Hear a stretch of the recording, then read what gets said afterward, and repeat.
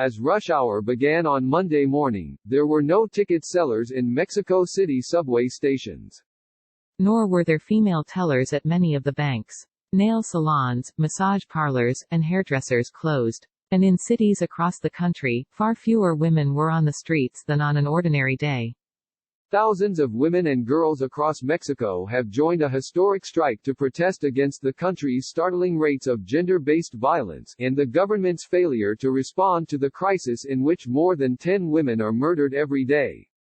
From factories along the Rio Grande to businesses in the capital and offices in cities near the Guatemalan border, women and girls joined the unprecedented protest, billed as a day without women.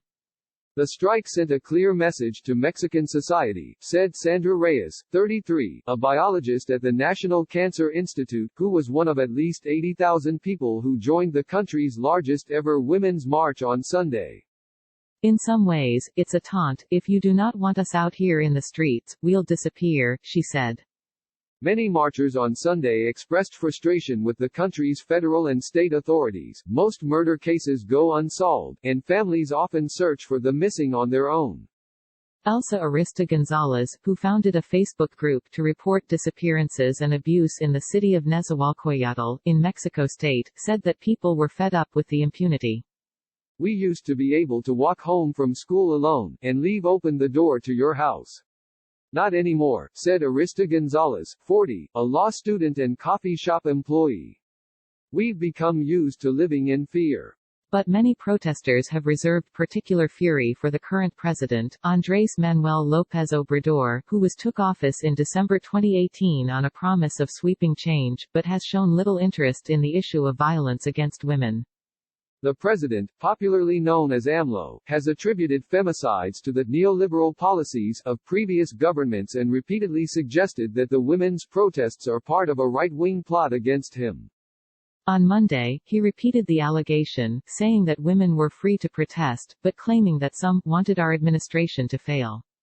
For a whole year, this government has responded with promises to the people's demands. But the situation for women has not improved. Women are facing the same kinds of violence as before, and the country has become even more militarized. Nothing has changed, said Alejandra Santamaria, 28, a law professor.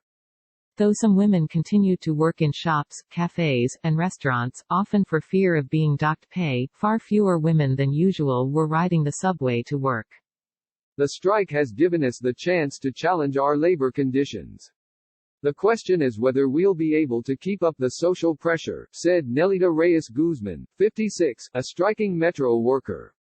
Many businesses supported the strike and told their female employees to stay at home, and some women worried that the backing of mainstream politicians and major business had diluted some of its ideological force.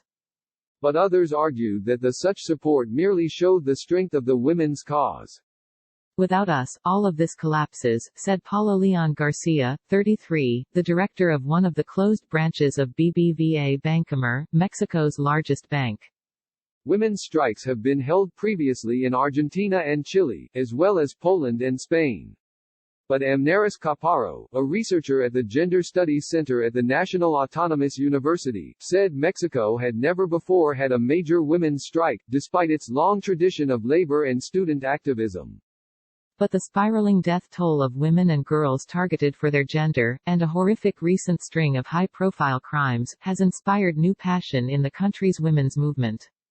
Every day we have more evidence that they are killing us specifically for being women, said Maria de la Luz Estrada, the executive coordinator of the National Citizen Observatory on Femicide. If this government wants a transformation of this county, they have to face the problem.